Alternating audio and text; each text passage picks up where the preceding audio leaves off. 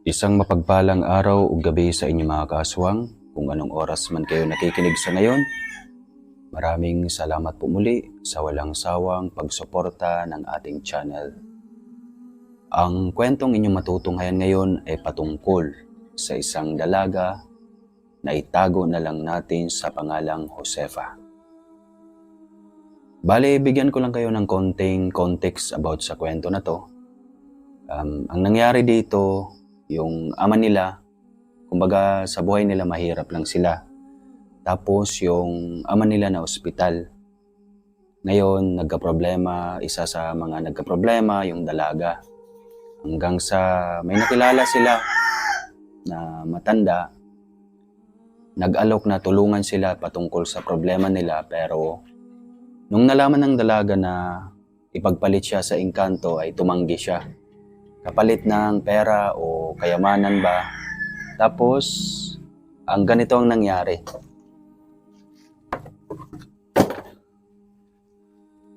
Gulat na lang sila isang araw yung ina niya. Marami ng dalang pera, marami ng pinamili. Hanggang sa nalaman ng dalaga na yung nag-alok na matanda sa kanya ay nakausap ng ina niya. Tapos, ganito ang nangyari. Nalaman ng dalaga na yung mismong buhay niya ang pinagpalit ng nanay niya doon sa engkanto. Kumbaga, pag tungtong sa tamang edad sa ika-18 niya, ay kukunin siya sa engkanto. At yun ang exciting part natin ngayon. Tunghayan na lang ninyo kung ano mangyayari kaganapan sa kwento na to. Kung magtatagumpay ba ang engkanto o mapunta siya sa mundo ng mga engkanto pagtungtong niya ng 18. Kasi sa bandang huli, tinanggap naman na ng bida natin kung ano ang magiging kapalaran niya. At yung ama niya, sising-sisi din sa nangyari dahil kung hindi siya nagkasakit, malamang hindi kukunin o hindi mangyari ang ganong buhay sa kanila. Tara na tunghayan po natin at nasa bandang huli po ang mga shoutout natin. Magsimula na tayo.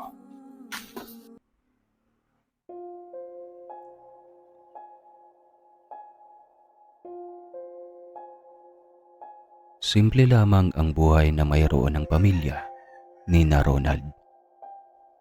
Isa siyang magsasaka at isang labandera, ang kanyang may bahay na si Melenda. Samantalang ang kanyang anak na si Josefa ay tindera sa bayan at si Reza na bunso ay nag-aaral sa sekundarya. Nagsisikap sila para sa kanilang mga magulang at maiahon sila sa hirap. Alis na po kami, Nay at Tay. Sa sahod po ako mamaya, kaya makakabili po ako ng masarap na ulam. Sabik na sabi ni Josefa. Sinabihan silang dalawa ng kanilang ama na mag-ingat. Masipag si Josefa, basta para sa kanyang pamilya. Masaya niyang inasikaso ang mga suki nila.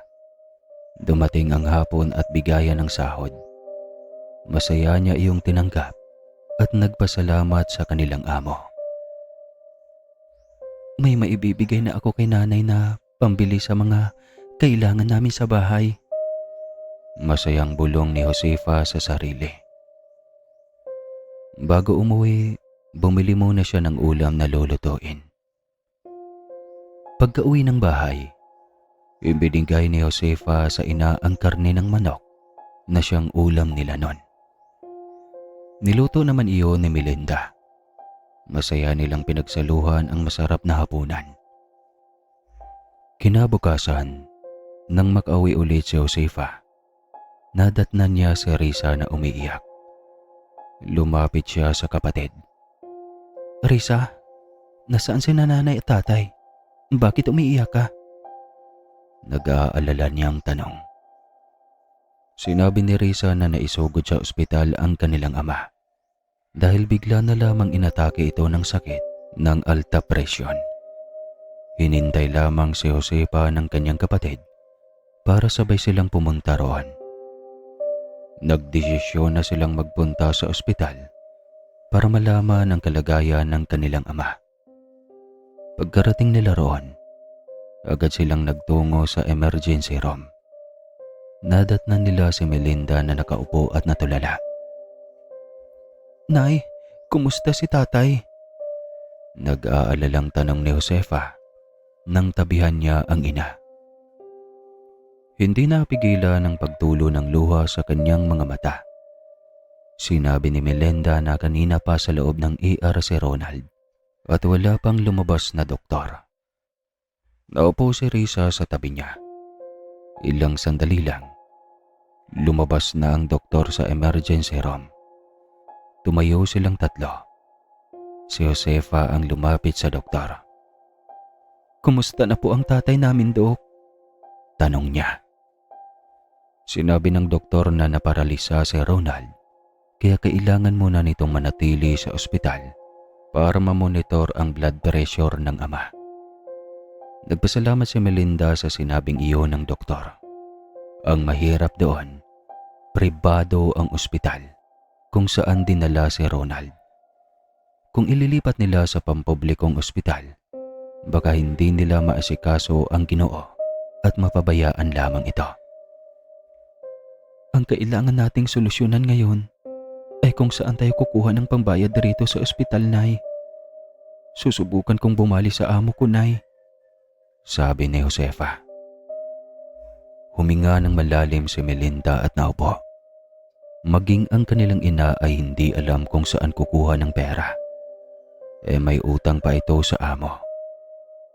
Hinawakan ni Josefa ang kamay ng ina at bahagyang pinisil iyon.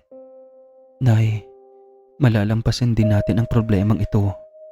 Huwag lang tayong mawala ng pag-asa." Pagpapalakas loob ni Josefa sa ina.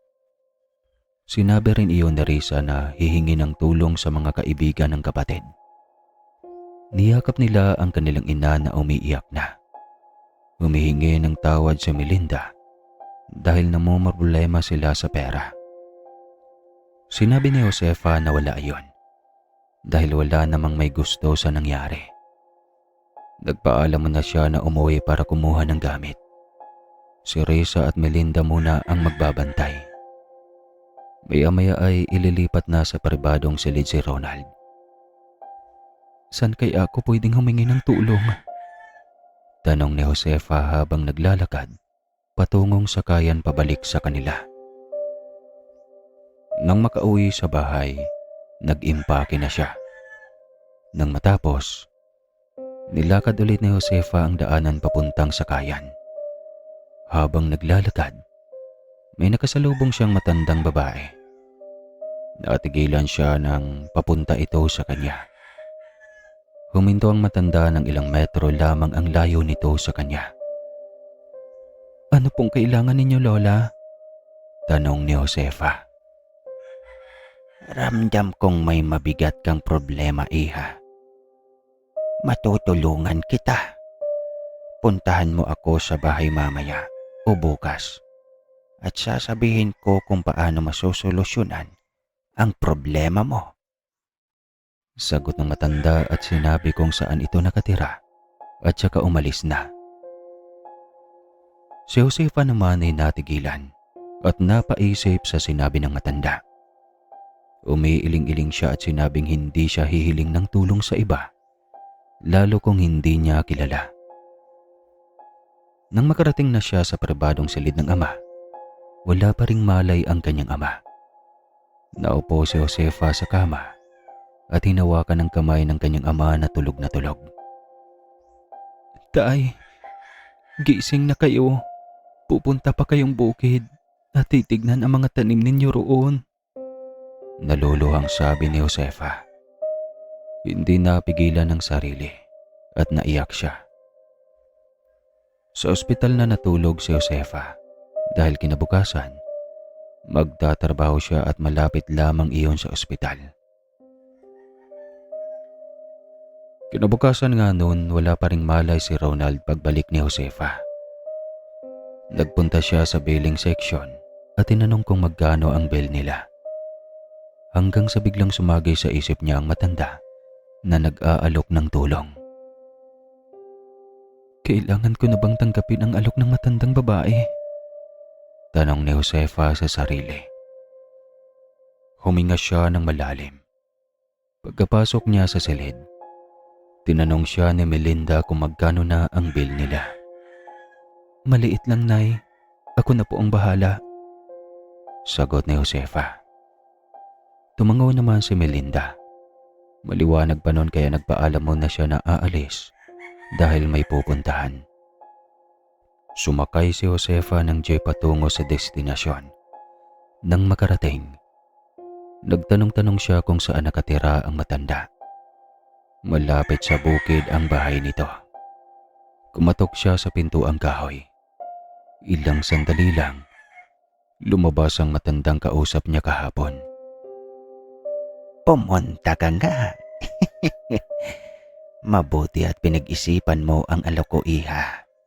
Halika. Pasok ka para maipaliwanag ko sa iyo sa loob. Nakangiting sabi ng matanda. Pumasok si Josefa. Iginala niya ang paningin sa bahay ng matanda. May kung ano-ano ang nakasabit roon, gaya ng halamang gamot at mga garapon sa estante na hindi niya mawari ang laman. Naupo si Josefa sa kahoy na upuan. Naupo naman sa tapat niya ang matanda. Ano po ang iaalok ninyong tulong sa akin, Nanay? Tanong ni Josefa. Pwede ko bang malaman kung ano ang problema mo para magkaroon ako ng ideya? Tanong ng matanda. Dahil kailangan na ni Josefa, sinabi na niya ang kanyang problema. Tumango-tango ang matanda. May inaligay siyang babasagin na malaking mangkok sa may mesa. May laman iyon na may tubig at may kung anong nakalagay. Tinanong ni Josefa kung ano ang gagawin niya doon. Sinabi ng matanda na ilagay ang kanyang kamay roon. Umiling siya. Hindi. Kailangan ko munang malaman kung para saan iyan. Tanong ni Josefa. May posibilidad ba na umatras ka? Tanong ng matanda bigla. Sinabi ni Josefa na hanggat hindi niya malalaman kung ano ang gagawin, hindi niya gagawin ang ipinapagawa ng matanda. Tumango-tango naman ang matanda. Sinabi nitong si Josefa pa lang ang nagdadalawang isip sa lahat ng mga inalukan nito. Huminga ng malalim ang matanda na nagpakilalang Rodora. Kailangan mong ibenta ang sarili mo sa isang binatang engkanto. Tuturuan Hindi na naituloy ng matanda ang sasabihin pa sana. Tumayo na lang bigla si Josefa. Hindi siya papayag na ibenta ang sarili sa isang engkanto. Sinasabi na nga ba niya na may gagawin siya na hindi maganda? Hindi ko kayang gawin ang ipinapagawa ninyo, Nay. Hindi ko isasakripisyo ang sarili ko para sa pera. Gagawan na lamang po ako ng paraan. Salamat na lang po sa alok ninyo. Sabi ni Josefa at saka umalis ng bahay ng matanda. Napailing na lamang si Josefa. Nag-aksaya lamang siya ng panahon roon. Umuwi siya ng bahay para doon muna matulog. Napagpasyahan niyang umutang na lamang sa kanyang amo at babayaran na lamang niya kada sahod.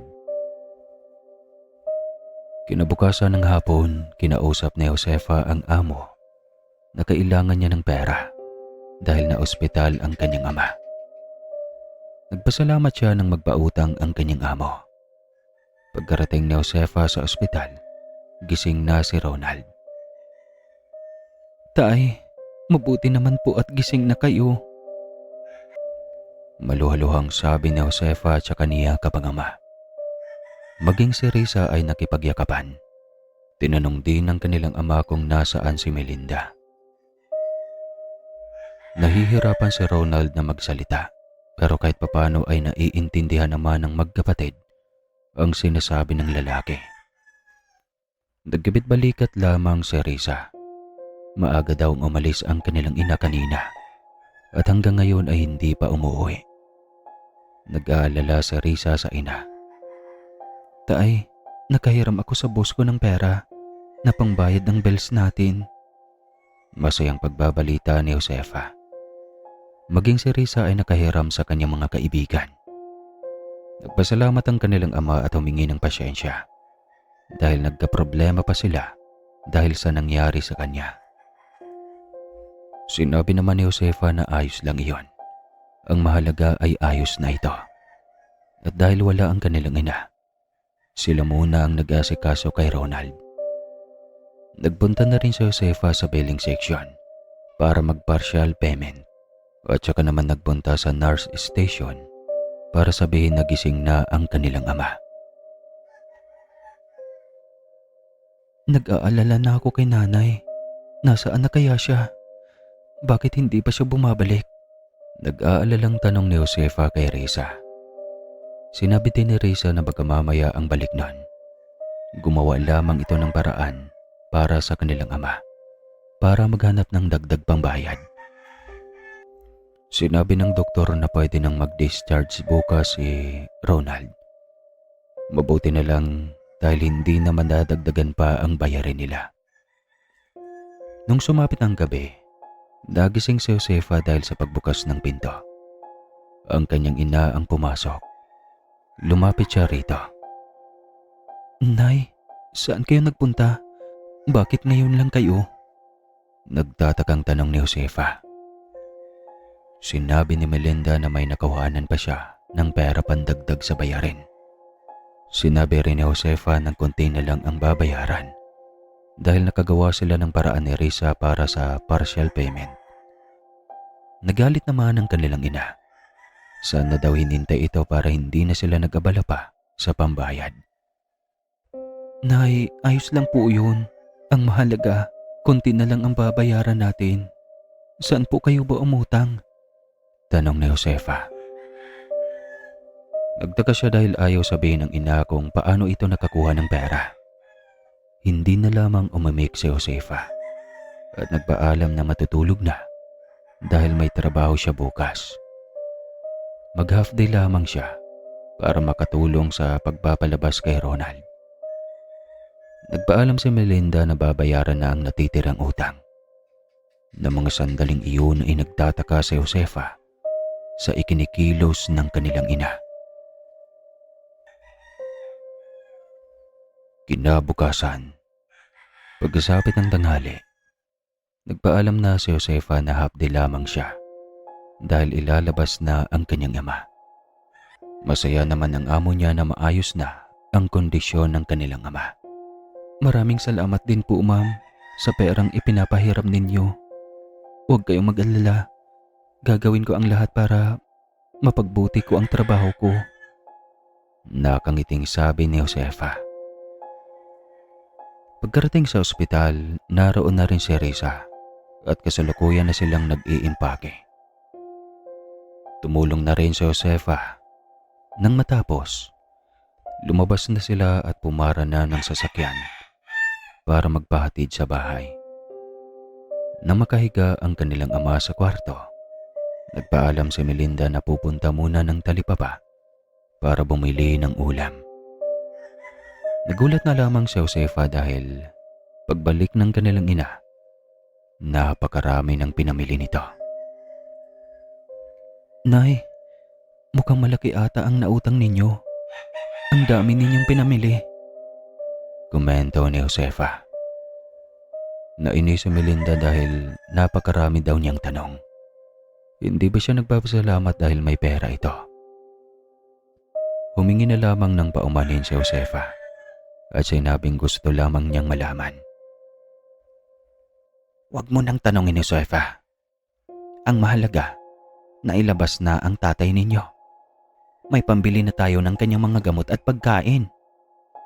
Sagot ni Melinda at inesikaso na ang pagliligpit ng mga pinamili. Pero ng mga sandaling iyon, para bang may pagdududa na si Josefa. Kinagabihan noon, nasa kasarapan ng tulog ang dalaga. Nang magising siya bandang 11:00 ng gabi, dahil nakaramdam siya ng pagkauhaw.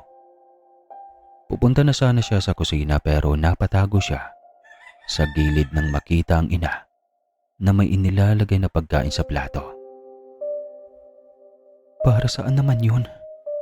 Tanong ni Josefa sa sarili. Mas lalo niyang itinago ang sarili nang lumabas sa kusina si Melinda.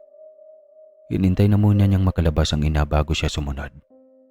Nagtago si Josefa sa may puno. Nagulat siya nang lumapit ang ina sa kawayanan at doon inilagay ang pagkain na nakalagay sa mangkok at saka nagdasal. Hindi alam ni Josefa kung bakit iyon ginagawa ng ina hanggang sa maalala niya ang matandang babae. Napagpasyahan niyang kausapin ito bukas, baka sakaling may alam ito sa nangyayari sa kanyang ina. Nang mapatakip naman si Josefa sa kanyang bibig, nang lumiwanag ang kawayan at bigla na lamang nawala ang pagkain. May kung anong pinulot si Melinda sa lupa. Hindi niya iyon makita dahil malayo siya sa ina. Anong nangyari? Inengkanto na ba ang nanay? Tanong ni Josefa at hindi napigilan ang pagtulo ng mga luha. Bago pa siya makita ng ina, nagmamadali na siyang nagtungo sa kwarto. Sobrang lakas ng kabog ng dibdib niya nang marinig ang mga yabag ng ina sa labas ng kwarto. Kinabukasan, maagang umalis si Melinda para maglabada. Sobrang sarap ng ulam ng mga sandaling iyon. Sinabi pa ni Risa na lagi daw masarap ang ulam. Hindi ka ba nagtataka, Risa, kung bakit masarap lagi ang ulam natin? Tanong ni Josefa sa kapatid. Ngunit sinabi lamang ni Risa na wag na lang niya iyong intindihin. Ang mahalaga ay laging masarap ang ulam. Baka daw umutang sa amo o may iba pang sideline ang kanilang ina. Nakisalo na lamang si Josefa sa kapatid. Nang matapos siyang kumain, nauna na siyang umalis. Kahit mamaya pa ang pasok niya. Dumaan kasi siya sa bahay ng matanda. At nung ando na siya ay kinausap niya ito. Nay Rodora, kailangan kitang makausap. Sigaw ni Josefa. Bumukas ang pinto ang kahoy at lumabas doon ang matanda.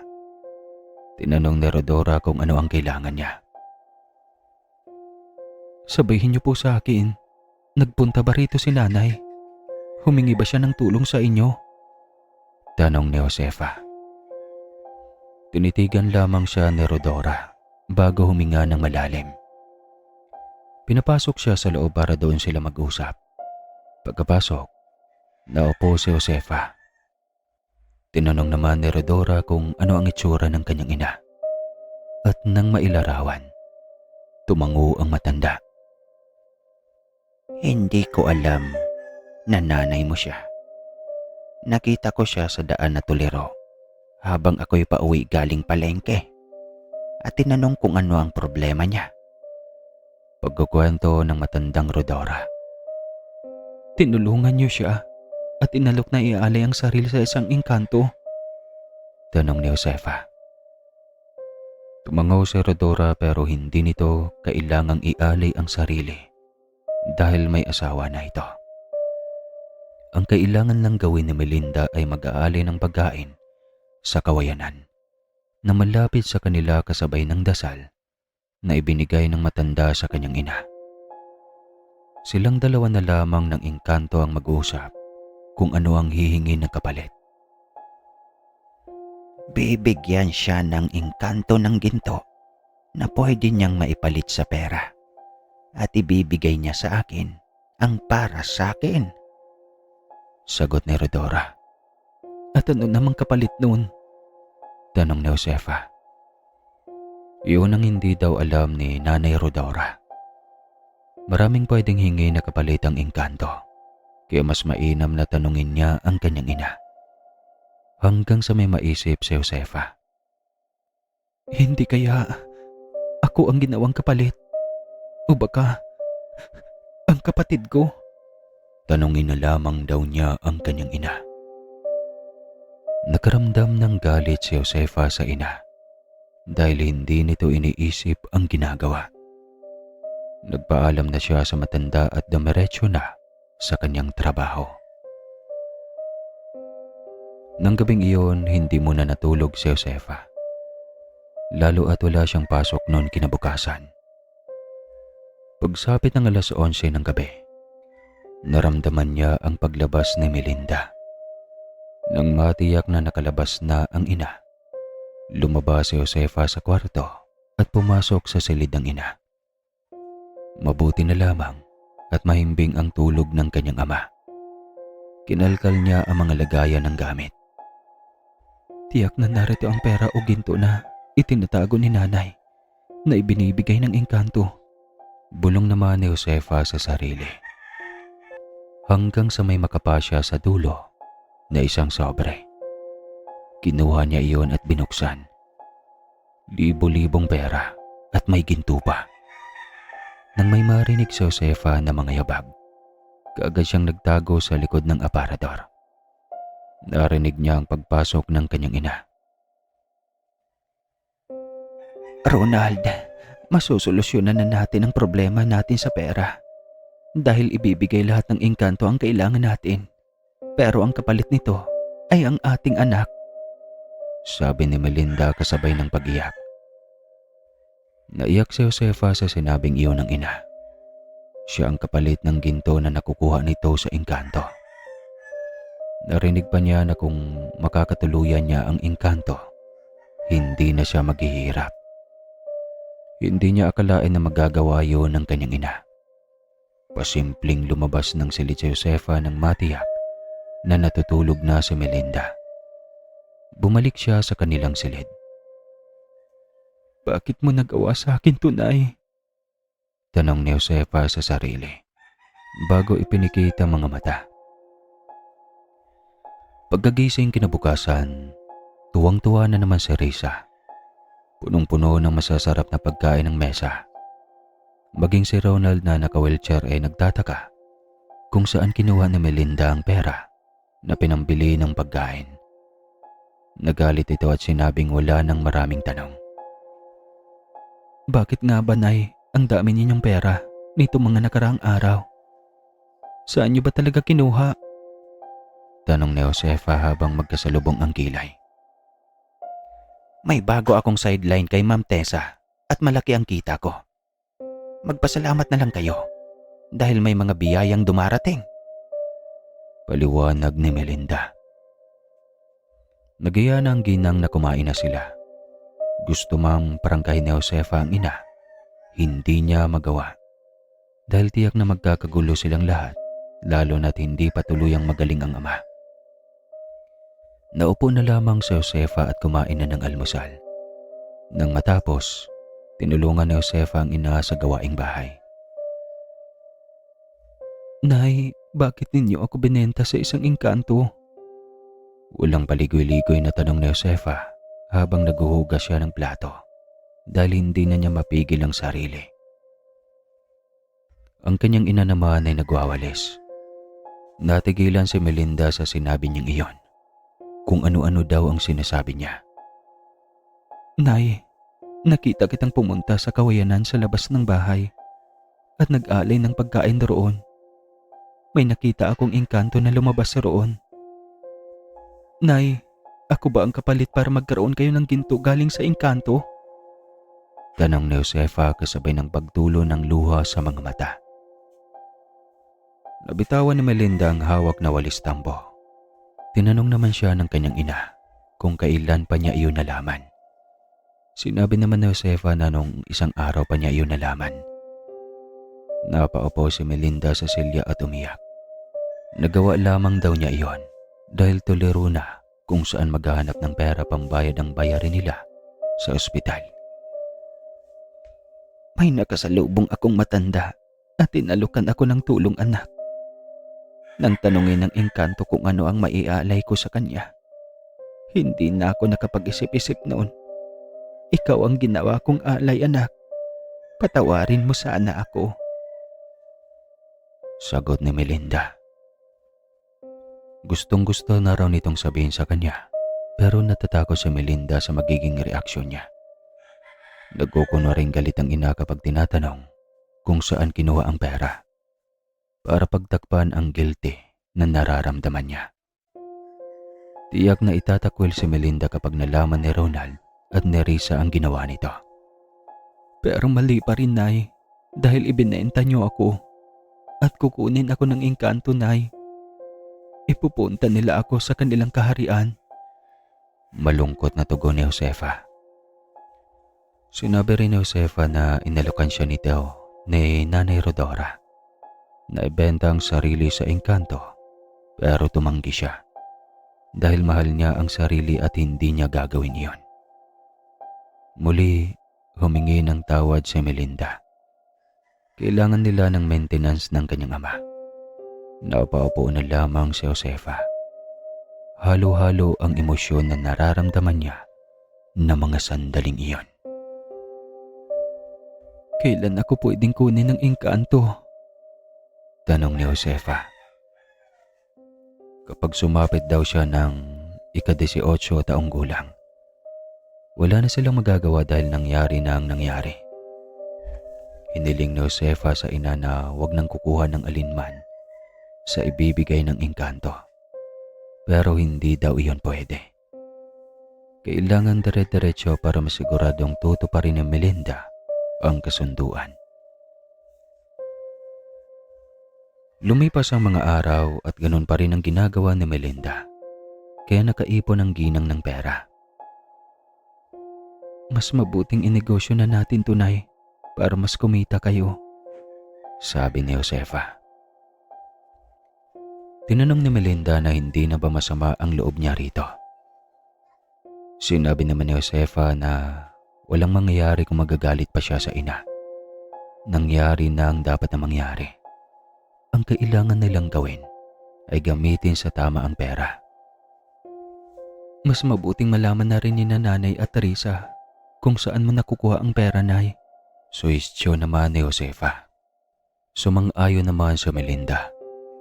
Mahirap daw na may itinatago sa pamilya. Mas mabuti na yung malaman nila. Natatakot ang ginang dahil baka magalit si Ronald. Ngunit sinabi ni Josefa na kailangan niya iyong tanggapin ang galit ng asawa. Nangako naman siya na ipapaliwanag ng mabuti sa ama ang nangyari. Kung sakali man nakunin na ako ng engkanto, maiiwan ko kayo dito na maayos ang kalagayan ninyo. Nakangiting sabi ni Josefa.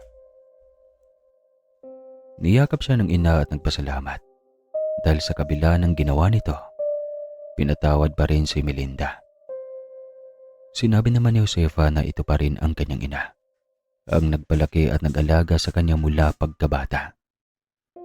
Nang gabing iyon habang kumakain sila ng hapunan, tinawag ng pansin ni Josefa ang ama at kapatid.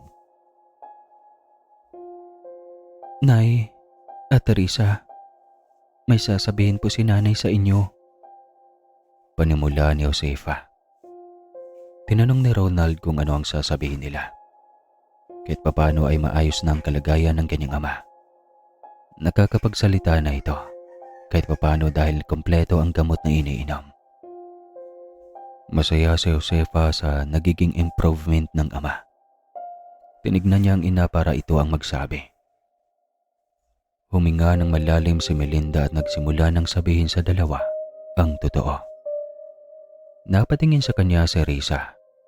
Nagyuko ng ulo si Ronald at sinisisi ang sarili dahil ito ang dahilan kung bakit iyon nagawa ni Melinda. Ang akala nilang magagalit ay hindi pala. Tay, huwag niyo nang sisiin ang sarili ninyo. Ang mahalaga ay maayos na ang kalagayan ninyo at magaling na kayo, sabi ni Josefa. Habang pinipisil ang kamay ng ama, tumayo siya at niyakap ang ama. Makikita ko lang kayong masaya ay ayos na ako, Tay. Iyon ang mahalaga sa akin ngayon. Ang makita ko kayong masaya at nasa maayos na kondisyon. Naluluhang sabi ni Josefa. Nagyakapan silang magpamilya. Ng mga sandaling iyon pagkaramdam ni Josefa ay tama lang ang ginawa ni Melinda. Bago sila matulog, tinanong niya sa ina kung pwede niyang makita ang engkanto na kukuha sa kanya kung sakali. Handa ka na bang harapin siya, anak? Tanong ni Melinda kay Josefa. Tumango naman ang dalagita. Kailangan ko siyang makita para hindi na ako magulat kung sakali man, Nay. Sagot naman ng dalaga. Mabilis na lumipas ang panahon hanggang sa dumating ang pagkakataon na isang buwan mula ng araw na yon ay sasapit na ang ika-18 taong gulang niya. Kakausapin ng ina ang engkanto mamayang gabi para tunangin kung pwede na silang magkita. Kinakabahan ako, Nay. Wika ni Josefa.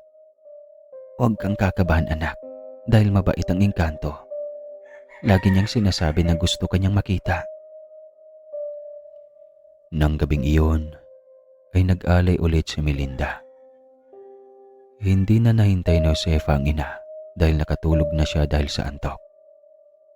Kinabukasan, tinanong niya ang ina kung kumusta ang naging pag-uusap nila ng engkanto. Sinabi naman ni Melinda na maaari na siyang pumunta roon ng 11:00 ng gabi. At si Josefa na ang mag-aalay ng pagkain sa kawayan. Kinakabahan na na-excite ako dahil magkikita na kami, Nay. Wika ni Josefa. Sinabi ni Melinda na wala siyang dapat na ikatakot dahil hindi siya sasaktan ng engkanto. Tumango naman si Josefa. Habang nasa trabaho, hindi niya maiwasang isipin ang engkanto dahil mamaya ay makikita na niya ito. Nang makauwi ng bahay, pinapaalalahanan ulit siya ni Melinda na mamaya magkikita na sila ng engkanto. Hindi ba sasaktan ng engkanto na yan, si Josefa, Melinda? Nag-aalalang tanong ni Ronald. Sinabi naman ni Melinda na walang gagawing masama ang engkanto at ligtas si Josefa. Matapos kumain, naganda na siya ng iaalay. Naganda na rin siya ng desenteng damit na maisusuot. Napatingin si Josefa nang pumasok si Risa sa kanyang kwarto. Tinanong niya kung bakit naroon ang kapatid. Gusto ko lang humingi ng sorry sa mga nasabi ko nito mga nakarang araw, ate. Iyong wala man lang akong pakialam kung saan nakukuha ni mama ang pera. Iyon pala ay ibinenta kanya. Malungkot na sabi ni Risa. Ngumiti si Josefa at niyakap ang kapatid. Sinabi niya na wala iyon at tapos na. Ang mahalaga, gumaganda na ang buhay nila. Iyon ang importante. Nagpasalamat si Risa at sinabi na kwentuhan ito sa kung ano ang itsura ng engkanto. Natawa na lamang si Josefa. Pagsapit ng 11:00, lumabas na si Josefa ng bahay at nagtanong sa may kawayanan at inilagay roon ang alay na pagkain tsaka nagdasal. Gusto kitang makita, engkanto. Magpakita ka sa akin ngayon. Utos ni Josefa.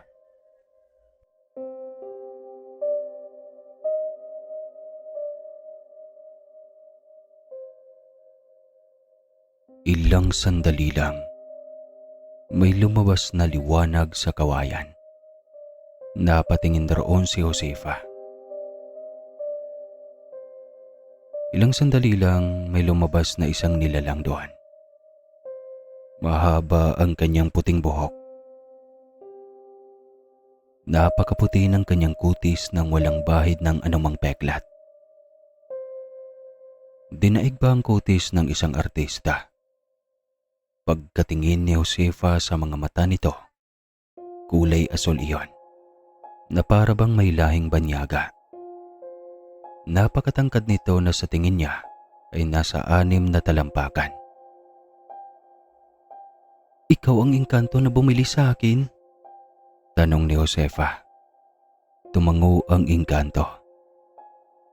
Oo, ako nga, Josefa. Ano masasabi mo ngayon na nakita mo na ako? Tanong ng engkanto. Pinagmasdan ni Josefa ang engkanto at hindi alam kung ano ang sasabihin. Nagyuko siya ng ulo at sinabing hindi niya alam.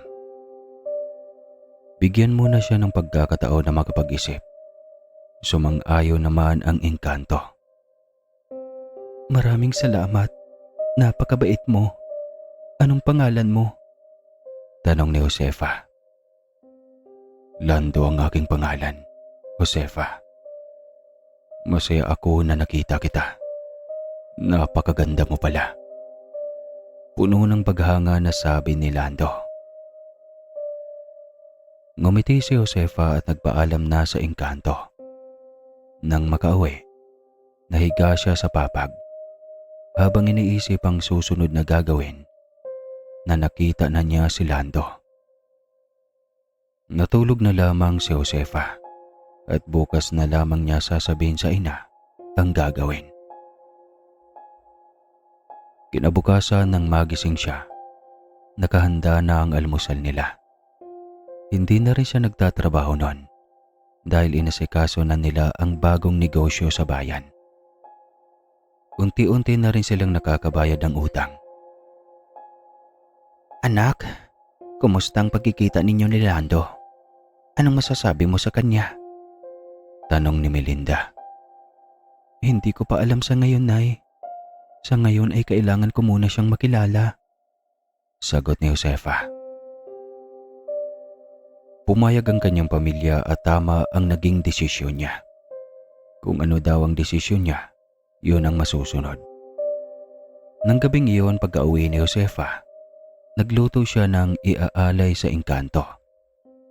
Hinintay niyang mag-alas 11 bago nagtungo sa kawayanan. Inaalay niya ang pagkain roon at nagdasal. Ilang sandali lang, lumabas na si Lando. Mabuti at binisita mo ako ngayon, Josefa. Masayang sabi ni Lando. Dahil gusto kitang makilala pa. Sagot naman ng dalaga. Tumango si Lando. Lumapit ang engkanto sa kanya at napaatras naman si Josefa. Wala akong gagawing masama sa iyo, Josefa. Gusto lang kitang titigan dahil napakaganda mo talaga. Puri ni Lando habang nakatitig sa kanya. Nag-iwas ng tingin si Josefa dahil hindi kayang makipagtitigan sa binatang engkanto. Kung hindi ka payag sa gusto ko, walang. Sino bang may sabi na hindi ko gusto na kilalanin mo ako? Dahil maski din ako, gusto kitang makilala ng lubusan. Seryosong sabi ni Lando. Tumango si Josefa at nagpaalam na naaalis na. Subalit nagsalita ang engkanto. Sinabi nito na maghihintay ito bukas ng bandang alas 10.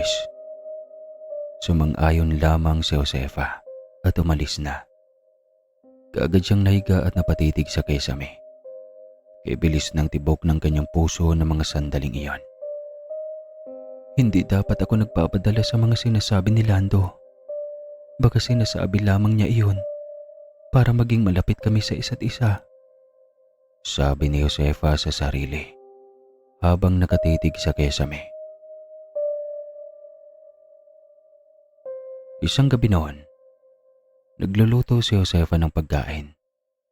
Lumapit si Melinda at nagtanong kung para kay Lando ba yon. Tumango naman si Josefa at hinarap ang ina. Ayaw man niyang gawin pero kailangan dahil yun ang napagkasundoan nila ng kanyang ina. Nang maihanda ang pagkain, lumabas na siya ng bahay at nagtungo sa kawayanan. Pagkatapos maialay ang pagkain at makapagdasal, nagliwanag ang kawayanan at lumabas muli si Lando. Masaya na naman akong makita kang muli, Josefa. Bati muli ni Lando. Tumango si Josefa. Tinutupad lamang niya ang napagkasunduan nila ng kanilang ina. Niyaya niyang maglakad-lakad muna sila sa bukirin. At habang naglalakad, tinanong ni Lando kung pwede daw ba nitong hawakan ang kanyang kamay. At kaagad na pumayag naman siya. Napabuntong hininga siya nang maramdaman kung gaano kalamig ang kamay ni Lando. Napakalambot ng iyong kamay. Mainit at hindi kagaya ko na malamig. Komento ni Lando. Hinigpitan nito ang pagkakahawak sa kanyang kamay. magkwento ka tungkol sa'yo at sa inyo, Lando.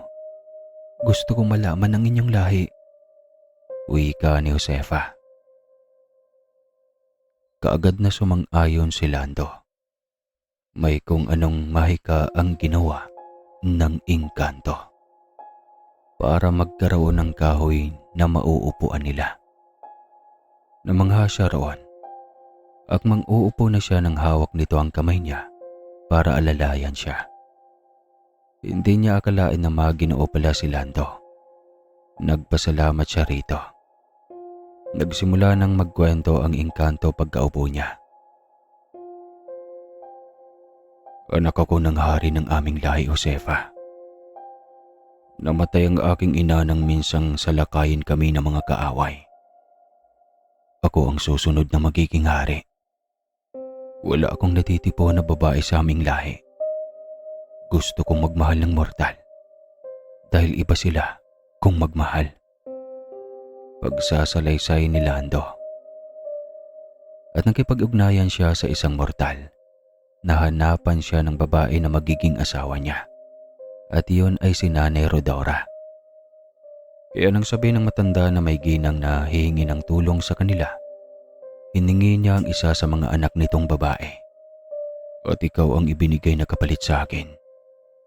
Nakikita kita sa litrato at nagkagusto ako. Napakasimple mo. Wika ni Lando. Ramdam ni Josefa na nagsasabi ng totoo si Lando.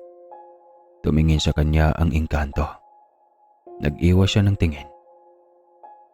Kailangan ko ba talagang sumama sa iyo sa mundo ninyo? Tanong ni Josefa.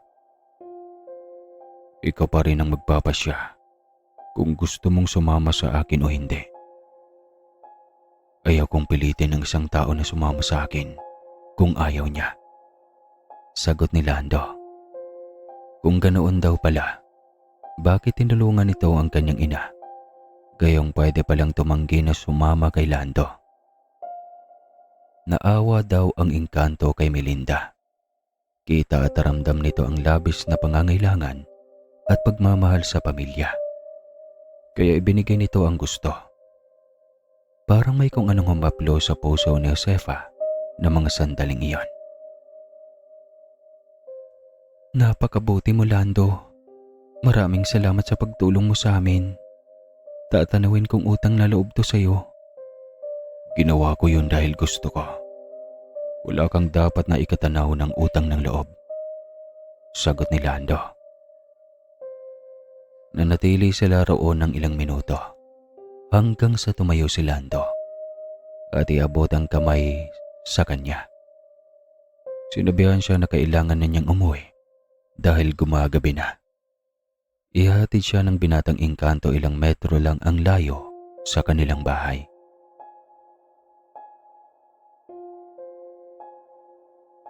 Salamat sa pagsama at pagkikinig sa akin ngayong gabi. Hindi mo na kailangan mag-alay pa kung gusto mo ako makasama. Pumunta ka lang sa kawayanan at tawagin ang aking pangalan. Asahan mong lalabas ako. Wika ni Lando. Nagpasalamat din siya rito. Pagpasok ni Josefa sa loob, napasandal siya sa dingding at napahawak sa kanyang dibdib. Napakalakas ng tibok niyon. Huminga siya ng malalim. Halos mapatalon siya nang marinig ang boses ng kanyang ina. Kumusta ang pagkilala mo kay Lando, anak? Tanong ni Melinda. Napangiti na lang si Josefa. Napakabait niya, Nay. Alam niyo ba na hindi niya ako pipilitin na sumama sa kanya? Nasa akin pa rin ang desisyon. Tanong ni Josefa. Natuwa naman si Melinda sa sinabing iyon ni Josefa. Sinabi rin niya ang mga sinabi ng binatang engkanto. Naginusto talaga ni Lando na tulungan sila. Gusto ni Melinda si Lando para sa kanya. Kaya sana wag niyang palampasin ang pagkakataon na iyon. Kung mabuti si Lando, ganoon din ang mga kalahi nito. Tiyak na magiging maganda ang buhay ni Josefa. Doon ay natameme siya saglit. Nang makahuma ay nagsalita na. Hindi ko pa masasabi sa ngayon, Nay. Kinikilala ko pa lang siya.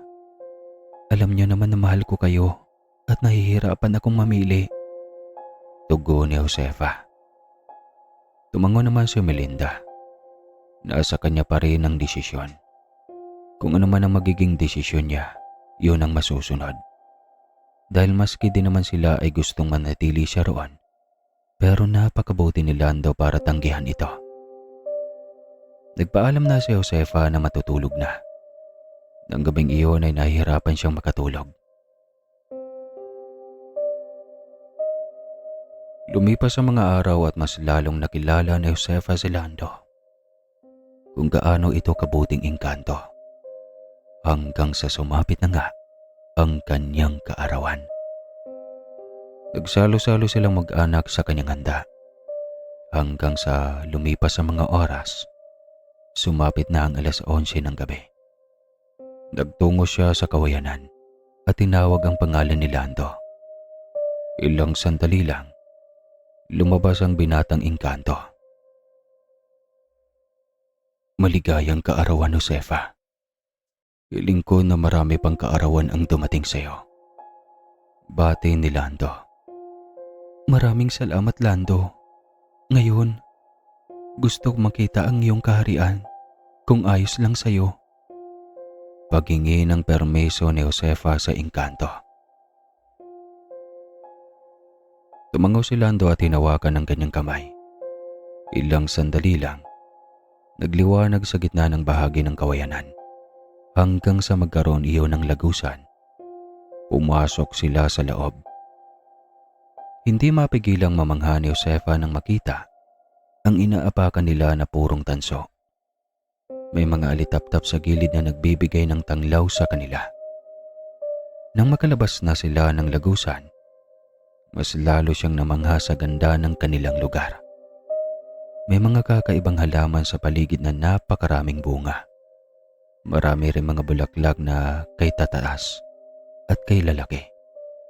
Kay lalaki rin ang mga bahay na yari sa semento na may kasamang ginto, tanso at pilak. Ang yayaman ninyo, Lando. Marahil hindi kayo naghihirap? Tanong ni Josefa. Ang nakikita ni Josefa ay ang mga kabilang sa mga maharlikang angkan. May mga engkanto rin na mahihirap at nagtatrabaho sa kanilang kaharian at sa pamilya ng maharlika. Parang tao rin na may mahirap at mayaman. Napatango naman si Josefa. Lumabas ang mga nasa bahay at yumukod kay Lando. Ginagawa nila yan dahil ako ang susunod na magiging hari. Hanggang sa may babaeng lumapit sa kanila. Nakataas ang kilay nito na nakatingin sa kanya. Hindi niya maintindihan ang pinag-uusapan nila ni Lando. Pero halata sa itsura ng binatang engkanto ang inis. Hinawakan nito ang kamay. Halika na, Josefa. Ipapakilala kita kay Amang Hari. Wika ni Lando at hinila na siya patungo sa palasyo na nasa gitna. Napalingon siya sa babae. Masama ang tingin nito sa kanya. Halos mapanganga si Josefa nang makalapit na sila sa palasyo. Kung ang iba ay tanso at pilak, sa palasyo, ginto ang lalakaran. Pinaghalong ginto, pilak at tanso ang palasyo. Siguro kung may magnanakaw lang roon, tatangka ay nakunin ang mga iyon. Buti na lang walang magnanakaw na mga ito, Lando. Tanong ni Josefa.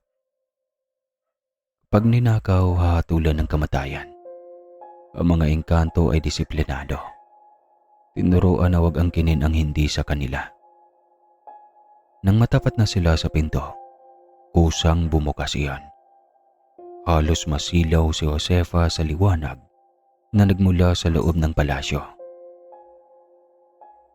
Nang maka-adjust ang kanyang mga mata, halos malaglag ang kanyang panga nang makita kung ano ang nasa loob ng palasyo.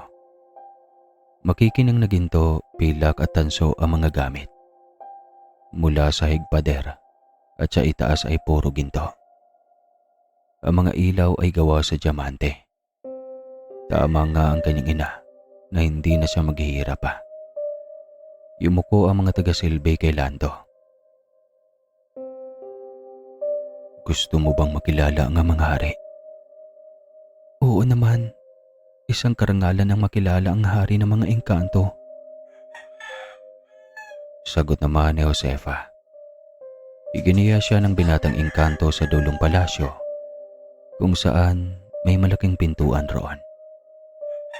Napakaliwanag ng paligid. Walang bahid ng kadiliman.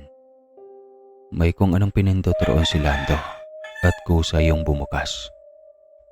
Nang tuluyang mabuksan, pumasok na sila sa loob. Napakaraming taga-silbi roon na inasikaso ang isang lalaki na kahawig ni Lando. Siya ang iyong ama? Tanong ni Josefa. Tumango naman si Lando. Oo, siya nga Josefa, ang kagalang-galang na hari ng mga engkanto. Napatingin sa kanila ang hari at ngumiti. Tumayo ito, naglakad pa palapit sa kanila. Napakagwapo ng ama ni Lando. Parang magkapatid lang sila ng binatang engkanto. Ikinagagalak siyang makilala ng hari na nagpakilalang si Lanyaw. Ikinagagalak ko pong makilala ang hari ng engkanto at ama ni Lando. Tugon ni Josefa. Pinatuloy sila sa loob ng silid at sinabihan ng mga naroon na ipaghanda siya ng pagkain. Ngunit isang tao si Josefa at hindi engkanto. Wala daw problema iyon dahil may ihahanda ang mga alalay sa kanya na pwede niyang kainin. Ilang sandali lang dumating na ang dalawa at naglagay na ng plato sa mesa. Nagsimula na silang kumain at napakasarap niyon. Nang matapos kumain, nagpaalam na sila sa hari at inilibot siya ni Lando sa kabuuan ng kaharian. Kapag pinili mong manirahan dito, pangako, hinding-hindi kita pababayaan. Wika ni Lando. Nagtungo rin sila sa mga nasasakupan ng hari at kita niya ang hirap ng buhay ng mga ito. Dahil ubos na ang oras nila, bumalik na sila sa kanila. Inihatid naman siya ni Lando sa kanilang bahay. Maraming salamat sa pagdala sa akin sa inyo, Lando. Nag-enjoy ako, promise. Nakangiting sabi ni Josefa. Hinawakan ni Lando ang kanyang kamay. Wala daw iyon. Masaya ito na pumayag siyang magtungo sa kanila. Nagpaalam na siya na papasok na sa loob ng bahay. Lumipas ang mga araw at mas lalong naging malapit sila, Lando at Josefa, sa isa't isa. Maging ang kanyang mga magulang at kapatid ay naging malapit na rin rito. Anong desisyon mo, Josefa? Sasama ka ba sa kanya? Tanong ni Ronald. Binigyan siya ng 5 araw ni Lando na magkapag-isip-isip kung sasama ba siya rito o hindi. Umiling si Josefa. Hindi niya kayang iwan ang kanyang pamilya. Natatakot siyang sumugal lalo na hindi makakaalis pa kapag nakatali na siya kay Lando. Hindi ko kayo kayang iwan, Tay. Natatakot ako kapag kinuha na ako ni Lando. Hindi ko alam kung ano ang pwedeng mangyari sa akin roon. Sana mapatawad ako ni Lando. Malungkot niyang sabi. Niyakap siya ng kanyang ina at sinabing ipaliwanag kay Lando ang dahilan niya. Tiyak na maiintindihan iyon ng engkanto. Lumipas ang mga araw, sumapit na ang araw na sasabihin na ni Josefa ang desisyon sa alok ni Lando. Patawarin mo ko, Lando. Sana maiintindihan mo ko. Malungkot niyang sabi ng hapong iyon. Halos wala silang imika ng hapon iyon. Ilang oras ang lumipas, naging 10:00 na ng gabi. Magkasama pa rin sina Josefa at Lando sa harap ng kawayanan. Noon niya sasabihin kung ano ang magiging desisyon niya talaga ng isang buwan na nakilala niya ang engkanto. Desidido ka na ba talaga sa desisyon mo, Josefa? Ayaw mo ba talagang sumama sa akin? Tanong ni Lando. Huminga ng malalim si Josefa. Aminin niya, may gusto siya sa engkanto kaso hindi niya kayang iwan ang kanyang pamilya. At hindi siya sigurado kung kaya ba niyang pakisamahan ang mga engkanto, lalo na't isa siyang tao. Humarap si Josefa kay Lando. Lando, sa totoo lang, gusto kita, pero hindi ko kayang tumira sa kaharian ninyo. Mahal ko ang mundo namin. Pasyensya ka na. Sana naiintindihan mo ko. Malungkot na sabi ni Josefa. Ngumiti si Lando at hinawakan ng kanyang mga kamay. Makikita sa mukha nito ang lungkot. Tumango ang binata ang engkanto. Kung yan talaga ang desisyon mo, ire-respeto ko, Josefa. Masakit man pero kailangan kong tanggapin. Nakangiting sabi ni Lando. Lumapit sa kanya ang engkanto at hinawakan ng kanyang mukha. Masaya si Lando na nakilala si Josefa at babalik na ito sa kanilang mundo. Kung sakali man na makatagpo siya ng lalaki, hangad nito na maging masaya siya. Niyakap ni Josefa ang engkanto. Masaya rin ako na nakilala kita, Lando. Salamat sa mga alaala na nakasama kita. Nang maghiwalay sila ni Lando, nagliwanag ang kawayanan. Naglakad na papasok roon ang binatang engkanto. Bago pumasok sa liwanag, lumingon muna si Lando sa kanya. Kumaway siya nang tuluyan ang makapasok at mawala ang liwanag. Doon na naiyak si Josefa. Bakit ba kasi magkaibang mundo kami? Tanong ni Josefa sa sarili. Napatingin si Josefa sa kanyang likuran nang tawagin ang kanyang pangalan. Nakita niya si Risa na naglalakad papalapit sa kanya. Niyakap siya nito at sinabing magiging maayos din ang lahat. Masakit, Risa, pero kailangan kong gawin dahil kayo ang pinili ko kaysa kay Lando. Hindi ko alam kung ano ang pwedeng mangyari sa akin doon. Pagkukwento ni Josefa. Masaya si Risa na sila ang pinili niya, pero nalulungkot din dahil mabuting engkanto si Lando. Nang may masmasan si Josefa, umuwi na silang magkapatid sa bahay at kwento ang nangyari sa kanilang mga magulang.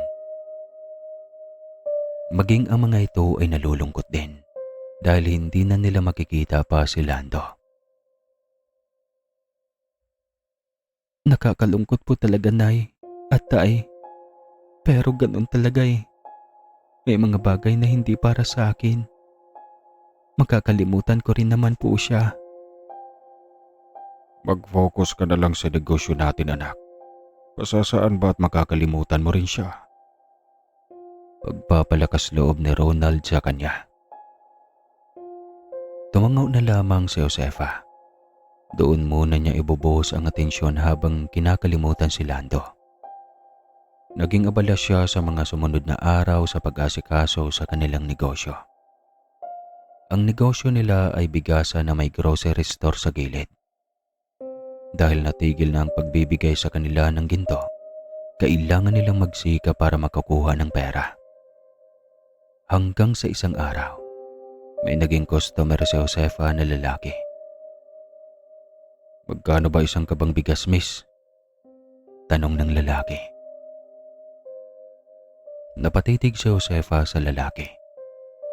Nagsalubong ang kilay niya ng matitigan ng lalaki. Kahawig nito si Lando o baka namamalikmata lang siya. Napapailing si Josefa. Okay ka lang, miss? May problema ba? Tanong ng lalaki. Hindi. May naalala lang ako. Sagot ni Josefa. Nang sabihin ng presyo ng bigas, bumili ito. Nang mabentahan, nagpasalamat na ang lalaki at umalis na. Napatingin si Josefa sa ina nang tumabi sa kanya. Sinabi ni Melinda na kamukha ni Lando ang binata. Oo nga po, Nay. Kahawig po niya. O baka guni-guni ko lang. Sagot ni Josefa. Pero alam mo ba na pwedeng maging tao ang mga engkanto? Lalo na kapag malakas ang kanilang kapangyarihan. Sabi ni Melinda. Napaisip tuloy si Josefa. Hindi kaya si Lando iyon at naging tao. Pero parang imposible. Sino ba siya para balikan ni Lando? Tinanggihan niya na ang binatang engkanto. Imposible iyon, Nay. Tiyak na hindi niya yun gagawin. Dahil tinanggihan ko na siya sa kabila ng kabutihan niya sa akin. Walang imposible sa pagmamahal, anak. Kung mahal ka ni Lando, gagawin niya iyon. Sa bagay, tama ang kanyang ina. Kung sakali man nagagawin iyon ni Lando, magiging masaya siya nun. Dahil makakasama niya ito ng matagal. Hindi na lamang sumagot si Josefa at inasikaso na lamang ang mga customer na dumating. Kinabukasan pagkabukas nila Josefa ng store, yung binatang kahapon ang unang customer nila. Ikaw yung lalaking kahapon, di ba? Nakangiting tanong ni Josefa. Tumango ito. Oo, ako nga, miss.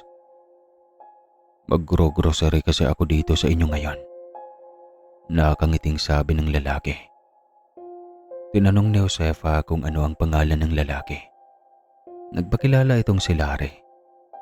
Maging si Josefa ay sinabi ang pangalan rito. Magandang pangalan. Kasing ganda mo. Bagay na bagay sa'yo. Nakangiting sabi ni Larry. Natigilan si Josefa. Naalala niya ang sinabi ni Lando noong unang pagkikita nila. Hanggang sa itsura ni Larry ay naging mukha ng binatang engkanto. Okay ka lang, miss. Kahapon ganyan ka na naman. Natutulala. Sabi ni Larry at umiling si Josefa. May naalala lang ako. Naalala ko yung kaibigan ko na si Lando.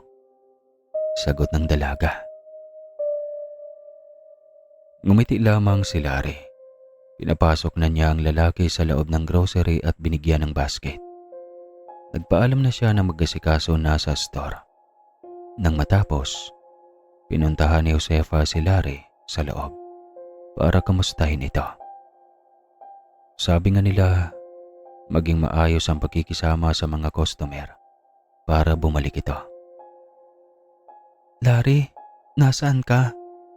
Tawag ni Josefa. Nandito ako, Josefa. Bakit mo ko hinahanap? Tanong ni Larry na nasa hilera ng mga snacks. Humarap siya at nakita si Larry na nakatayo roon. Nagkatitigan sila. Asul ang kulay ng mga mata ng lalaki. Naaalala na naman niya si Lando. Tumulo ang luha sa kanyang mga mata. Miss na niya ang binatang engkanto. Lumapit si Larry at niyakap siya. Josefa, mukhang may problema ka. Nag-aalala nitong si Larry. Namimiss ko kasi yung kaibigan ko na si Lando. Umiiyak niyang sabi habang yakap si Larry. Sinabi ni Larry na isipin na lamang niya na ito ang kaibigan niya. Ipinikit ni Josefa ang mga mata at inisip na ito si Lando. Nang maghiwalay, nagpasalamat siya sa binata. Wala iyon. Basta maging maayos ka lang at mailabas mo yung dinarama mo.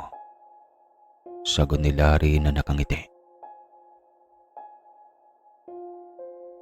Sinamahan ni Josefa ang binata sa pamimili hanggang sa matapos ito. Siya na ang nag-asikaso rito sa counter. Nang matapos, nagpaalam na ang binata. Nang gabing iyon, nagtungo si Josefa sa kahuyanan para mag-alay ng pagkain para kay Lando.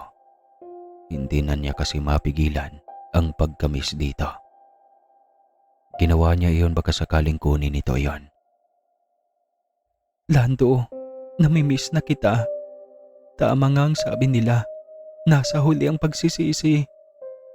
Malungkot na sabi ni Josefa. Napakagatlabi siya para pigilan ang luha. Nananatili siya ng ilang minuto roon.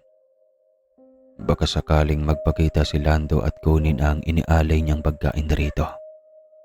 Nawala na ng pag-asa si Josefa. Inisip niya na wala ng balak na magpakita pa si Lando. Kaya kailangan niya niyang kalimutan ito. Dahil siya lamang ang mahihirapan kung sakali. Ate, anong ginagawa mo dyan? Tanong ni Risa na naglalakad pa palapit sa kanya. Doon napagtanto ng kapatid ang ginagawa niya nang makalapit sa kanya. Nag-alay ako ng pagkain at baka sakaling kunin ito ni Lando. Sagot ni Josefa. Sinabi ni Risa na hindi pa niya tuluyang nakakalimutan si Lando. Tumango si Josefa.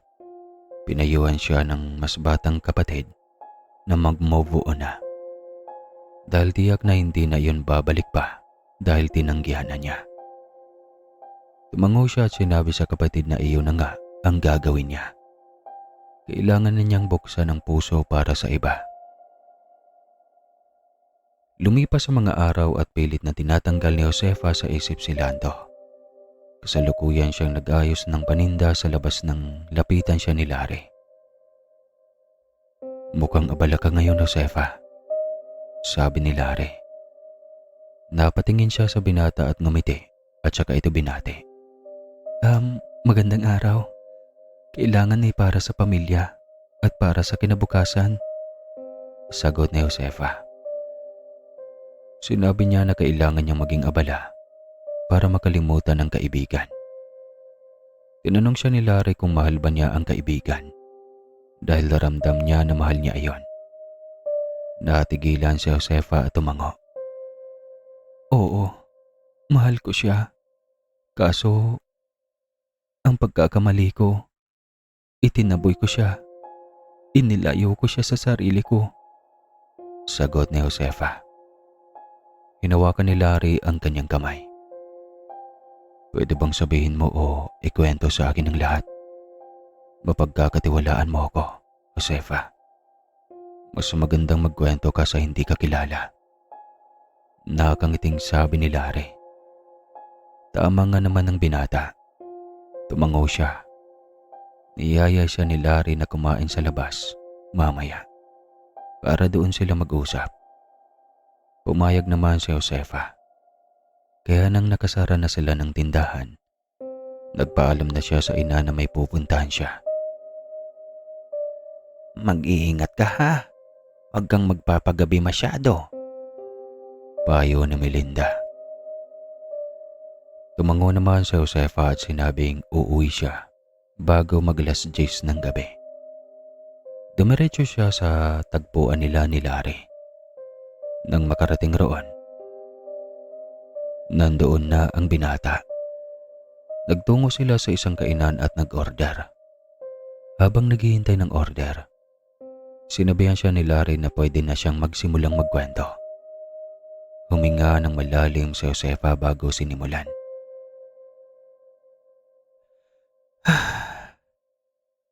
Naniniwala ka ba sa engkanto, Larry? Tanong ni Josefa. Pinakatitigan siya ng binata at tumango. Oo, naniniwala ako, Josefa. Marahil ang kaibigan na tinutukoy mo ay isang engkanto. Tama ba? Tanong ni Larry.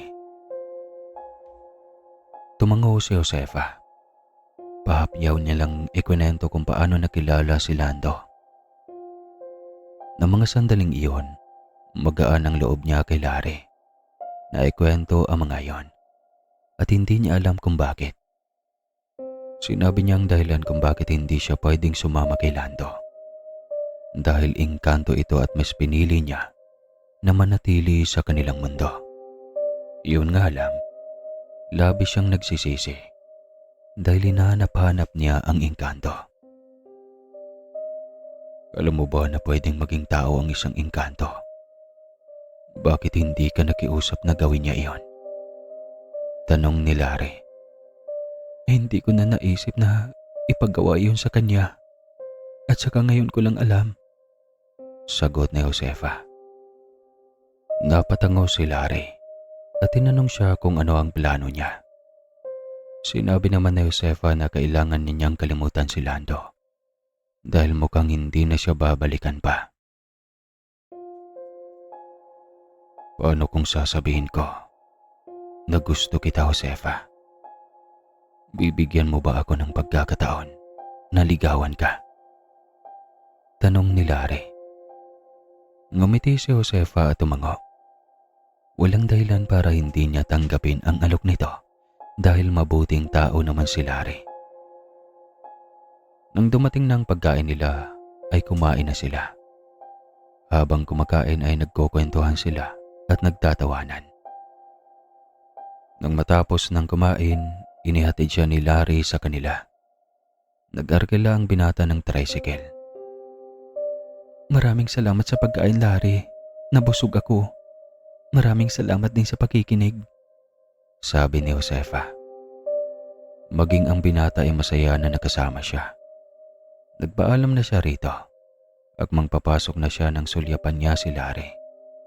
Ngunit gano'n na lang ang panlalaki ng mga mata ni Josefa nang wala na roon si Larry. Napakunot siya nang may makita siyang liwanag sa di kalayuan. Nagmamadali niyang pinuntahan iyon, pero kaagad ding nawala. Namamalikmata lang yata ako, sabi niya sa sarili at napabuntong hininga na lamang.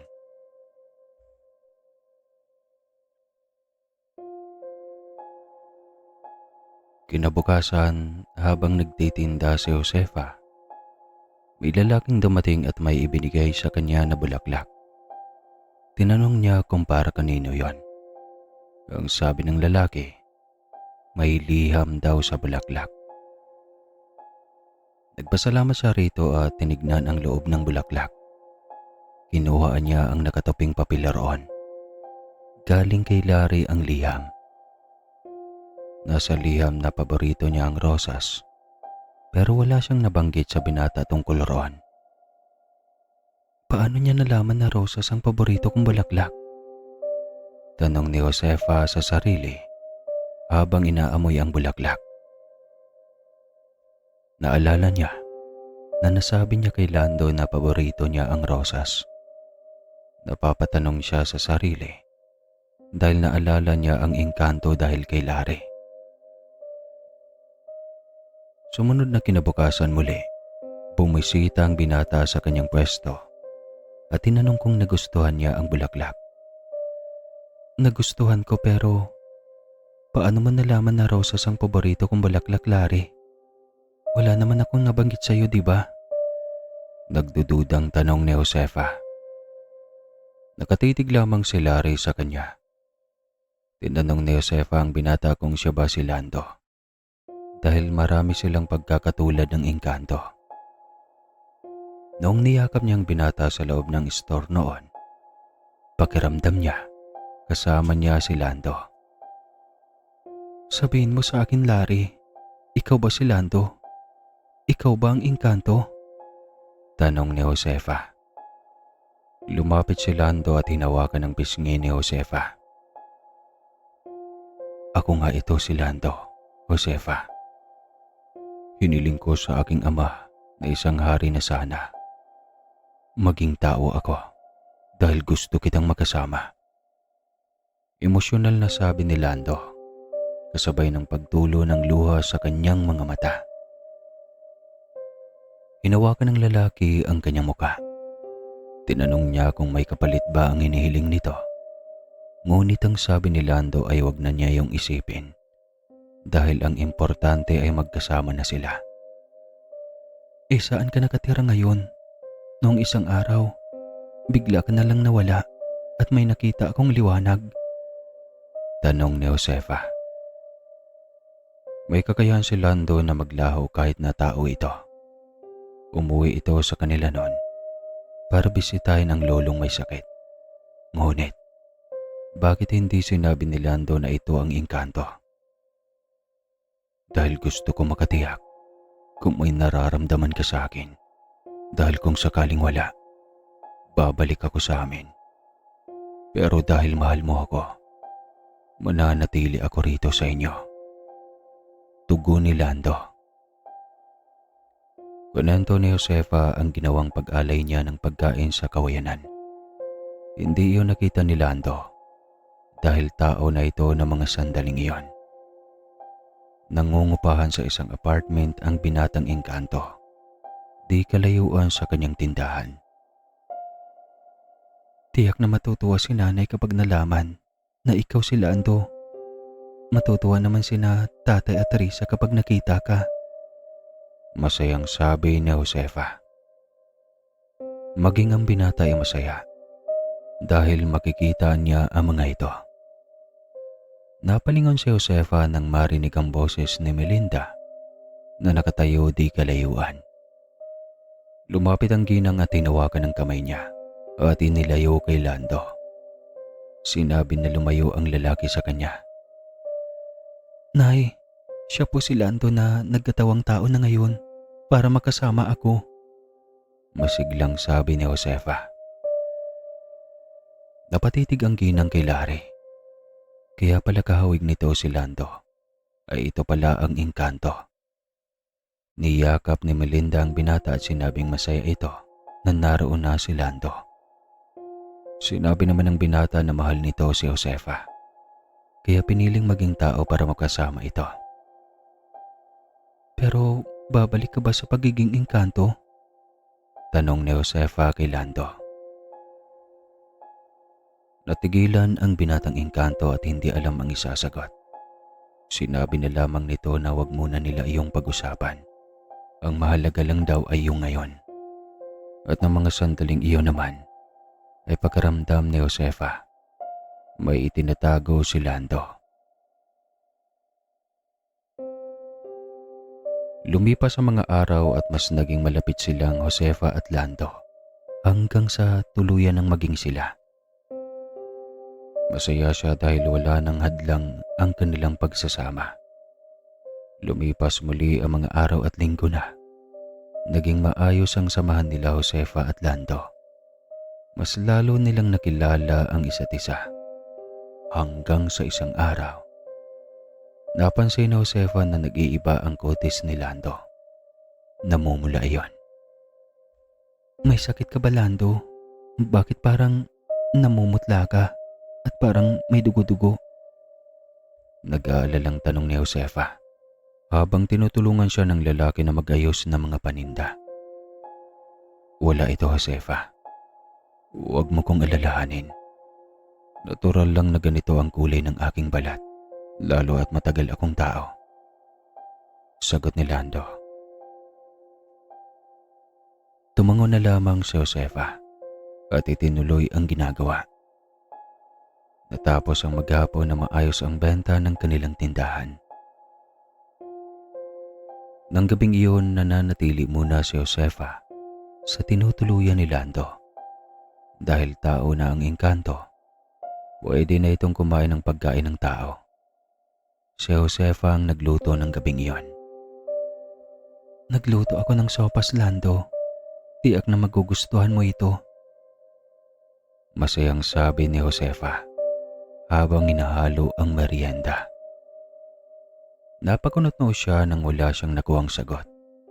Naisip na lamang ni Josefa na baka nakatulog na ang lalaki sa silid na malapit sa kusina. Pinuntahan niya ang kasintahan. Patakbong nilapitan ni Josefa si Lando nang makitang nakabalot ito sa kumot. Anong nangyayari, Lando? Nag-aalalang tanong ni Josefa. Nanginginig rin ang katawan ni Lando. Sinalat niya ang noo ng binata at napaalis agad ang kanyang kamay dahil sa sobrang init niyon. Mataas ang lagnat ni Lando. Niyakap ni Josefa ang engkanto. Lando, bakit napakainit mo? Nilalagnat ka? Bulalas ni Josefa. Dahan-dahan na ibinaba ni Josefa ang kumot na tumatabing sa katawan ni Lando. Napaawang ang labi niya nang makita ang napakapula na katawan nito. Lando, sabihin mo kung ano ang nangyayari sa iyo. Bakit naging ganito ang iyong balat? Gustuhin ko mang ilihim ang nangyayari sa akin. Pero kailangan mong malaman kung bakit nangyayari sa akin ito ngayon. Nahihirapang sagot ni Lando. Muli, tinanong ni Josefa kung ano ang nangyari kay Lando. Halos manghina siya nang sabihin ng kasintahan na unti-unti na itong pinapatay ng parusa ng pagiging tao. Tumulo ang luha sa mga mata niya. Tinanong niya kung bakit ito may parusa. Gayong pumayag naman ang ama ni Lando na maging tao ito. Ito ang kapalit ng pagiging tao ko, Josefa. Dahil simula nung pinili mo na manatili sa inyo, gumawa ako ng paraan para makasama kita. At ito ang parusa sa akin.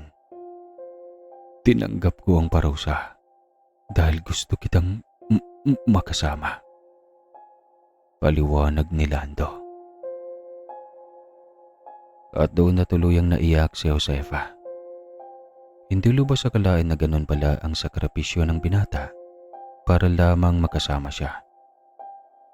Dahan-dahan na inaangat ni Lando ang kamay at pinunasan ng luha sa kanyang mga mata. Sinabi nito na hindi nito gusto na nakikita siyang umiiyak dahil ang gusto nito ay makita siyang masaya bago mawala. Ano bang pinagsasabi mo na dapat maging masaya ako? Siyempre, magiging malungkot ako, Lando. Mawala ka ba naman sa akin ng 2 beses? Sobrang sakit noon. Umiiyak na sabi ni Josefa. Hinawakan ni Lando ang kanyang kamay at saka pinisil at sinabi kung gaano siya kamahal. Sinabi rin niya na mahal niya ang lalaki. Kung pwede lang na maging engkanto ka ulit, sasama ako sa iyo, Lando. Umiling si Lando.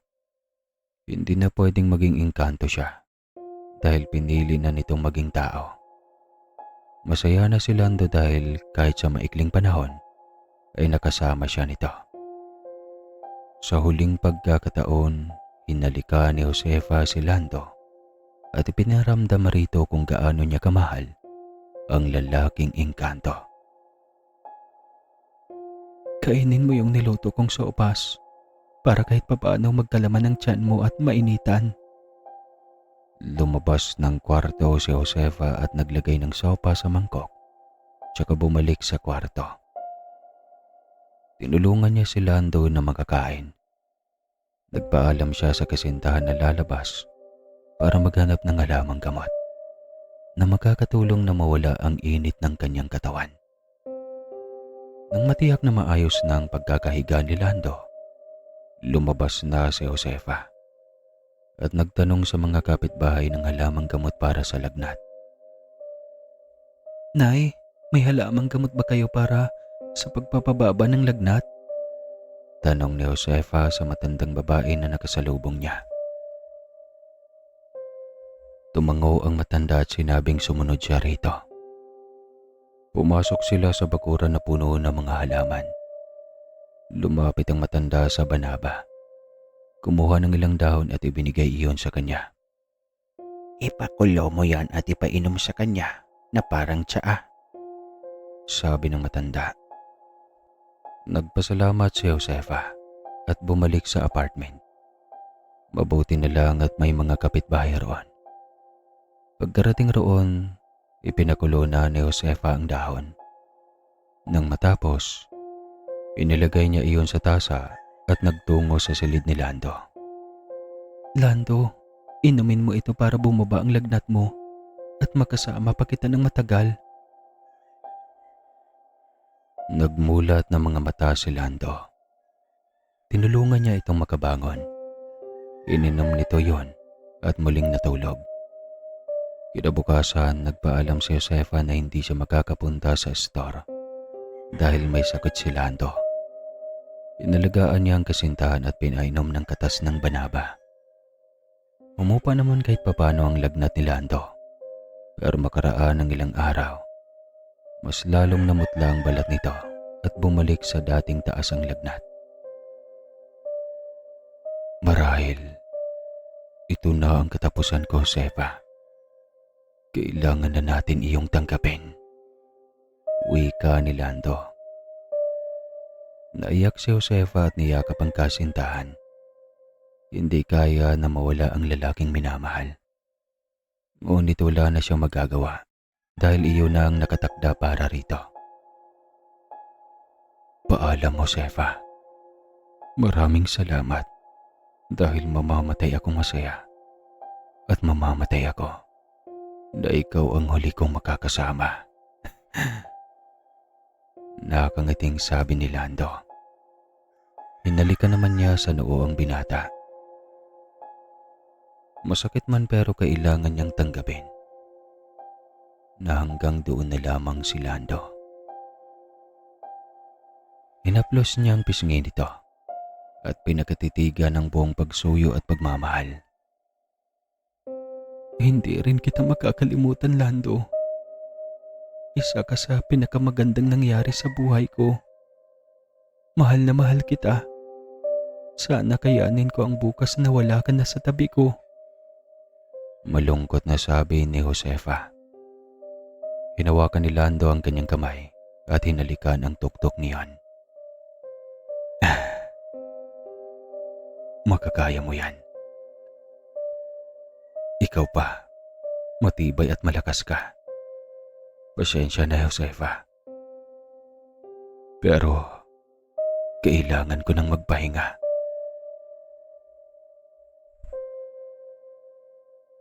Unti-unting ipinikit ni Lando ang mga mata. Nang mapansin na hindi na humihinga ang kasintahan, doon na siya pumalaho ng iyak. Wala siyang pakialam kahit may makakarinig sa kanya. Wala na ang lalaking minamahal niya. Kung alam lang ni Josefa na gano'n ang mangyayari, sumama na lang sana siya kay Lando noon. Nang may masmasan, kinumutan niya si Lando hanggang ulo. Sunod-sunod na katok sa pinto ang narinig ni Josefa. Binuksan niya ang pinto. Nasa labas ang kanyang magulang at kapatid. Anak, binisita ka namin dito para bisitahin na rin si Lando. Kumusta na siya? Tanong ng nanay niya. Patay na si Lando, Nay. Patay na ang lalaking minamahal ko. Malungkot na pagbabalita ni Josefa kasabay ng pagtulo ng luha. Niyakap si Josefa ng ina. Dahil sa ginawa nitong iyon, mas lalo siyang naiyak. Ibinuhos niya ang sakit at pagsisisi na nararamdaman niya. Hinagod naman ng ginang ang kanyang likod. Magiging maayos din ang lahat, anak. Makakalimutan mo rin si Lando. Ganyan talaga ang buhay. Matuto tayong tanggapin na lahat ay nawawala. Pwede man namin makita ang bangkay niya. Tanong ni Melinda. Tumango naman si Josefa at pumasok sila sa loob ng silid kung saan naroon ang bangkay ni Lando. Ibinaba niya ang kumot na tumatakip sa mukha nito. Nangingitim na ang mukha at katawan ng binatang engkanto. Tinanong ng kanyang ina kung saan nila ililibing ang bangkay ni Lando. Mas maganda na sa tabi ng bahay natin, Nay. Gusto kong nakikita siya palagi. Sagot ni Josefa. Sumang-ayon naman ang ginang.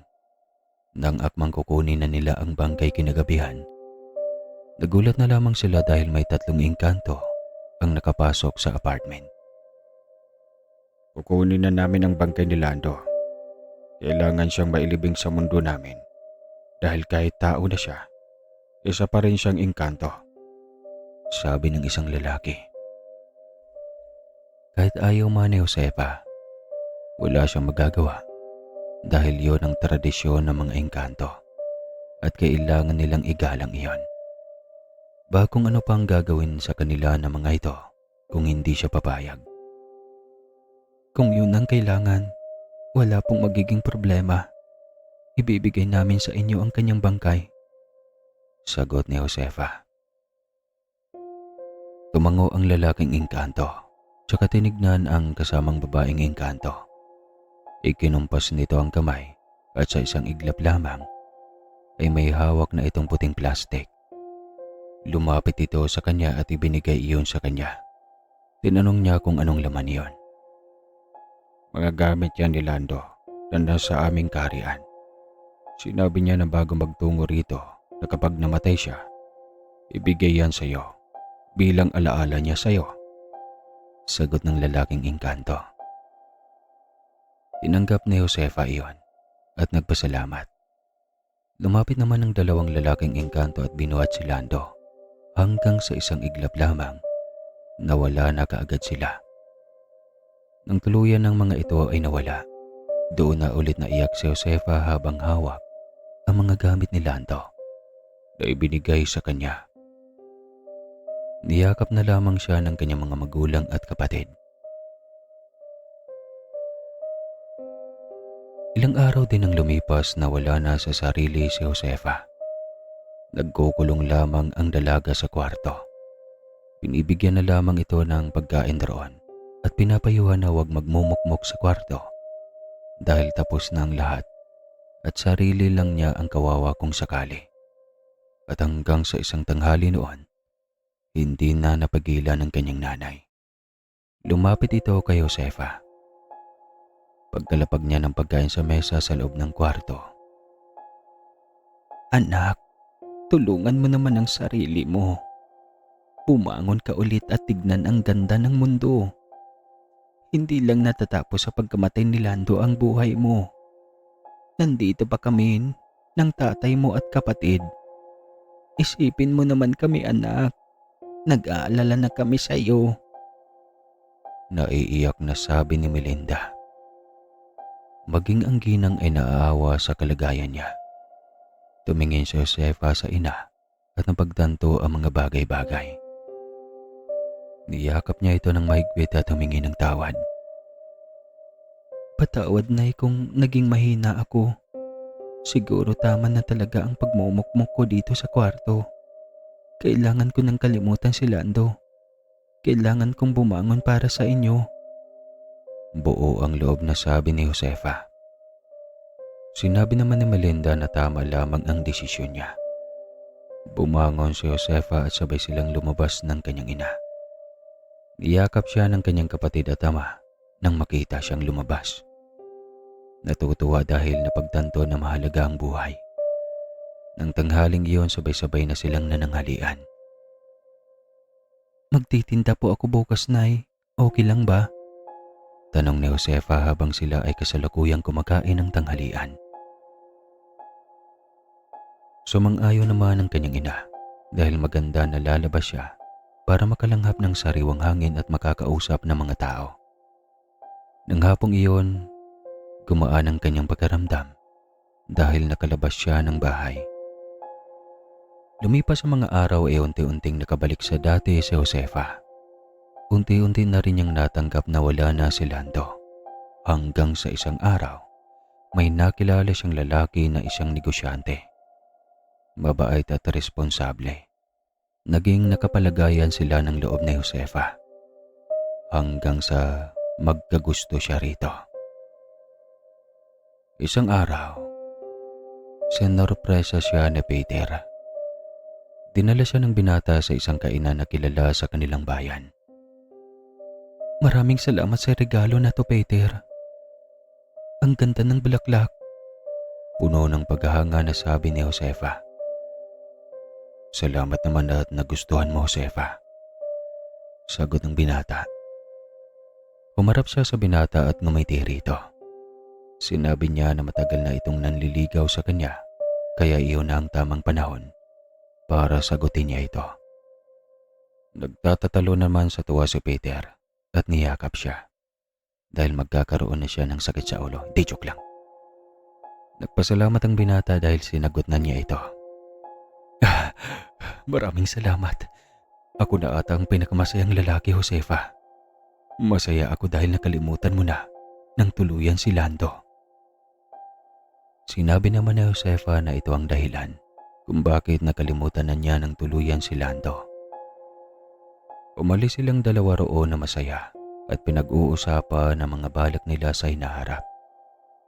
Lumipas ang 2 taon na magkarelasyon, tuluyan nang nabugha ang kahoy nga tinapigan. Nagpakasal na silang dalawa hanggang sa biyayaan sila ng 2 anak. At doon na rin nagtatapos ang kwento ni Josefa. Maraming salamat at abangan natin ang shoutout. So ayun na nga, natapos na ang kwento natin. Pag-comment na lang kung ano masasabi niyo sa kwento at maraming salamat po sa lahat ng magbigay ng oras nila. At eto na po ang panghuli bago tayo magtapos sa videong ito. Shoutout ko lang lahat ng nag-comment dito. Kumbaga sa mga hindi masya-shoutout, bawi na lang po sa susunod o babawi na lang ako sa inyo sa susunod. Basta kapag kung sino lang nagre-reply nito, ipapakita ko sa screen. Yun lang po ang i-shoutout ko kasi sa sobrang dami nyo.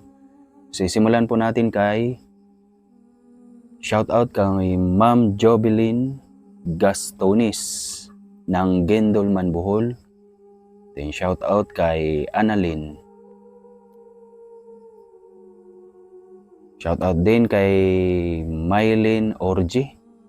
Then shoutout kay Jackie Hapa ng Sweden. Shoutout kay Remelina Masayon na nasa Saudi Arabia Daman. Saudi Arabia Daman pala. Sorry na ano. Shoutout din kay Sanatsu Pavia. Fabia? O taga Fabia? O Fabia ba siya? Shoutout kay Maria Nags TV from Jeddah. At happy birthday pala sa kanya ngayon. At siguro belated happy birthday na to. Belated happy birthday. Sakto, April 29 to, na-record ko. Happy birthday, Ma'am Maria ng Jeddah. Shoutout kay Marilo Lopez. Shoutout din kay Barry Rizal, Ladygard Bing ng Valenzuela. Shoutout kay Maugdang Rebolyar ng Serabulyones na nasa Egypt. Dami kong kababayan pala dito, no? Shoutout kay Rosalie Opos ng Alicia, Bohol. Wow, lapit lang nun sa amin. Isla kasi ako eh. Nandito, harap ng tapat ng Ubay. Shoutout kay Kamuta Maria. Shoutout kay Christina Abilina. Shoutout kay Ira Seriel. Crisiel. Aria Crisiel pala. Shoutout kay Maris Channel from Cyprus, Europe. Cyprus. Shoutout din kay Ferracel Uyad. Then last, shoutout kay Isabel Vivora. Basta kapag na-upload to, tapos may pin comment ako doon lang kayo magre-reply. Automatic, shoutout ko na kayo. At papakita ko din sa screen lahat ng sina-shoutout ko. Yun lang po. Hanggang sa susunod na video, pasensya na talaga kung bihira na tayo makapag-upload ngayon. Alam nyo na. Ingat palagi at God bless sa inyong lahat. Wow!